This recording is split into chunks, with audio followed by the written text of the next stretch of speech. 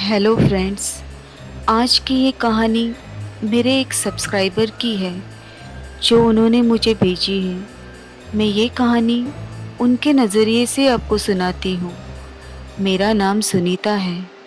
मैं मुंबई शहर की रहने वाली हूँ और ये उस समय की बात है जब मेरी उम्र लगभग 14 साल की थी और मैं अपनी गर्मियों की छुट्टियाँ बिताने अपने गांव गई थी।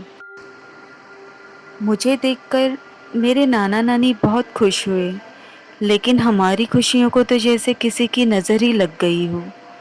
हमारे कुछ दिन तो गांव में बहुत अच्छे से बीत गए। एक दिन मैं अपने सहेलियों के साथ खेल रही थी।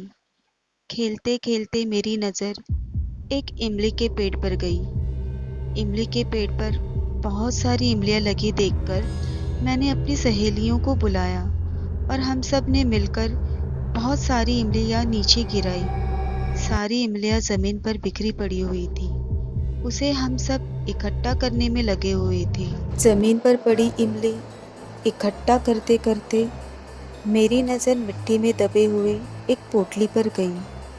उस पोटली का हिस्सा जमीन में आधा गड़ा हुआ था। मैंने उस पोटली के आजू बाजू के मिट्टी को कुरेद कर उस पोटली को जमीन से बाहर निकाला। उस पोटली के अंदर ऐसा क्या होगा, ये सोचकर मेरे मन में उत्सुकता बढ़ने लगी और क्यूरियोसिटी के चलते मैंने वो पोटली खोलकर देखी। उस पोटली में एक गुड़िया थी जो बहुत ही पुरानी दिखाई दे रही थी। वो गुड़िया पुरानी होकर भी बहुत ही सुंदर और आकर्षित थी। मैं उस गुड़िया को अपने साथ घर लेकर आ गई, लेकिन मुझे क्या पता था इस गुड़िया के कारण ही हमारी खुशियों को ग्रहण लगने वाला था। मैंने घर आकर वो गुड़िया अपनी नानी को दिखाई और उन्हें वो सारी बात बताई जहाँ पर मुझे ये गुड़िया मिली थी। मेरी सारी बात सुनकर नानी चिड़चिड़ा गई और मुझे चिल्लाते हुए बोली, अरे मूर्ख, ये तूने क्या कर दिया? ये गुड़िया कोई साधारण गुड़िया नहीं है, ये तो चुड़ैल की गुड़िया है और तुमने उसे बाहर निकालकर चुड़ैल को गुस्सा दिला दिया है। अब तो वो चुड़ैल तुम्हारे पास ज़रूर आएगी। ये सारी बातें सुनकर तो मेरे पैरों के नीचे से ज़मीन ही खिसक गई। डर के मारे मैं काँप रही थी। चुड़ैल मेरे पास आएगी ये सोचकर तो मैं बहुत डर गई थी। डरते हुए मैंने नानी से पूछा, वो ऐसा क्यों करेगी? तब नानी बोली, ऐसे ही गुड़िया में भटकती हुई आत्माओं को कैद करके उसे ज़मीन में गाड़ा जाता है ताकि वो किसी को नुकसान न पहुंचाए। और तुम उस मनहूस गुड़िया को ज़मीन से बाहर निकालकर घर लेकर आ गई हो और अपने पीछे उस चुड़ैल को भी लेकर आ गई हो। अब वो चुड़ैल अपना बदला लेने ज़रूर यहाँ पर आएगी और हम किसी को भी नहीं छोड़ेगी। नानी की कही हुई बातों से मुझे रात भर नींद नहीं आ रही थी। बार बार मेरे आँखों के सामने चुड़ैल दिखाई दे रही थी। उस रात करीब करीब 2 बजे मेरे कमरे की लाइट अचानक से ऑन ऑफ होने लगी। डरकर मैंने चारों ओर टॉर्च जलाकर देखा। तब मेरे बेडरूम के दरवाजे पे किसी के हाथों की परछाई दिखने लगी।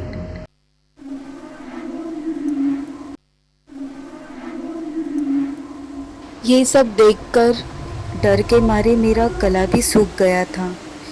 पीछे टेबल पर पानी का ग्लास रखा हुआ था, लेकिन वो खाली था, इसलिए मैं पानी लेने किचन चली गई।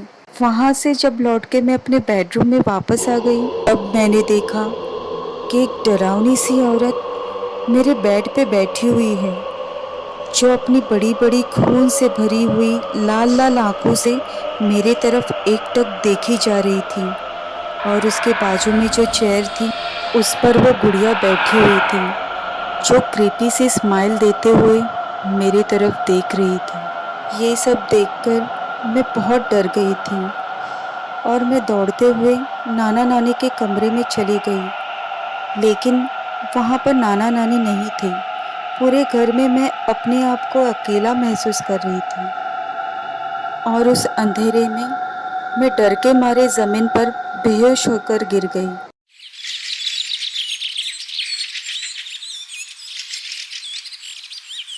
और सुबह जब मैंने अपनी आंखें खोली तो मेरी आंखों के सामने मेरी नानी बैठी हुई दिखी। नानी को अपनी आंखों के सामने बैठा हुआ देखकर मैं बहुत खुश हुई और रात को मेरे साथ जो कुछ हुआ वो सारी बात मैंने अपनी नानी को बताई।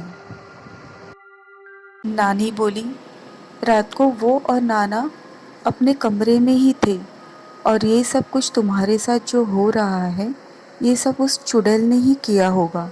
हमें आज रात किसी भी तरह उस गुड़िया को उस जगह जाके फिर से गाड़ देना होगा, तभी हमें उस चुड़ैल से मुक्ति मिलेगी। लेकिन वो चुड़ैल हमें ऐसा हरगिज़ करने नहीं देगी। वो हमारे रास्ते में मुश्किलें पैदा करेगी, रुकावटें डालेगी और हमें अपने मकसद में कभी कामयाब होने नहीं देगी। नानी एक धार्मिक औरत थी। वो पूजा पाठ और दूसरों की मदद भी अक्सर किया करती थी। वो एक पंडित जी को जानती थी जिन्हें इन सब की जानकारी थी।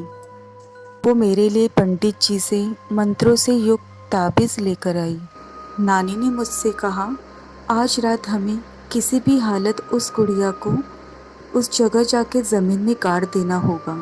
लेकिन तुम्हें अकेले ही उस गुड़िया को ज़मीन में गाड़ देना होगा। हम तो तुम्हारे साथ रहेंगे, लेकिन हम दूर एक जगह पर बैठकर मंत्रों का जाप करेंगे। लेकिन उससे पहले तुम्हें ये मंत्रों से युक्त ताबीज़ अपने गले में पहनना होगा। फिर नानी ने मेरे गले में पंडित जी का दिया हुआ ताबीज़ पहना दिया। फिर मैं नाना नानी के साथ उस जंगल में इमली के एक पेड़ के पास जाने के लिए निकले। रात के अंधेरे में जंगल कुछ ज़्यादा ही डरावना सा लग रहा था। कुछ देर चलने के बाद नाना नानी एक जगह पर रुक गए और वहाँ पर बैठकर मंत्र जाप करने लगे। उन्होंने मुझे कहा, अब तुम्हें आगे का रास्ता अकेले ही निकालना होगा और उस जगह अकेले ही उस गुड़िया को गाड़ देना होगा। और मैं अकेले ही हिम्मत करके उस इमली के पेड़ के पास पहुंच गई। वहां से दूर मुझे नाना नानी दिखाई दे रहे थे, जो नीचे ज़मीन पर बैठकर मंत्र जाप कर रहे थे। चलते चलते आखिर मैं उस जगह आ ही पहुंची। जब मैं गुड़िया को गाड़ने के लिए गड्ढा कर ही रही थी तो मुझे अचानक किसी के रोने की आवाज़ सुनाई दी।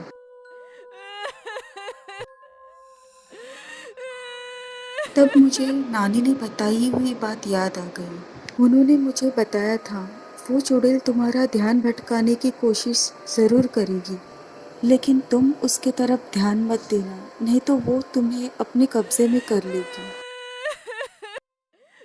मुझे बार बार यही महसूस हो रहा था जैसे कोई मेरे पीछे खड़ा हो और मुझे घूर रहा हो। लेकिन मैंने उन सारी चीज़ों पे ध्यान न देते हुए उस गुड़िया को ज़मीन में गाड़ दिया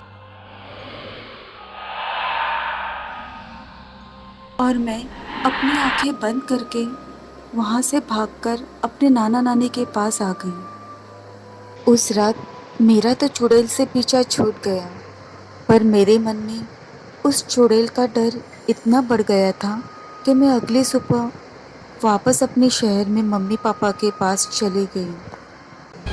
आज भी वो खौफनाक मंजर मेरे आंखों के सामने आता है तो मेरे रोंगटे खड़े हो जाते हैं।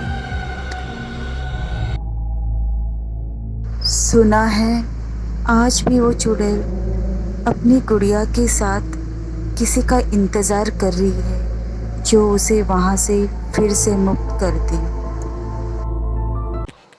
हेलो फ्रेंड्स, ये थी सुनीता के साथ घटी हुई एक सच्ची घटना। अगर आपके साथ भी ऐसी ही कोई मिस्टीरियस घटना घटित हुई हो और आप अपनी कहानी शेयर करना चाहते हो तो डिस्क्रिप्शन में मैंने लिंक दिया है, उसमें आप अपनी कहानी पोस्ट कर सकते हो।